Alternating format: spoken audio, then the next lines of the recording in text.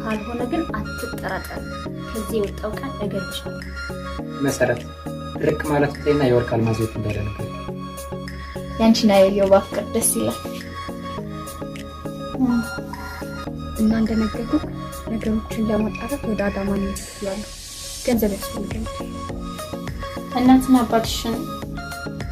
እውነት አታውቂያቸው አንቺ ቆይ እንዴት ይሄን ልትጠረጥር ቻልሽ የሰማሽው ነገር አለ ታዲያ ይሄንን ዛሬ ነው ማወቅ ያለብኝ እንዴት እስካሁን አልነገርከኝም የሰማሁት ነገር አለ በቀደም በረንዳ ላይ ሲያወራ አንተ አጎቴን ሰሊድ እንዳልካት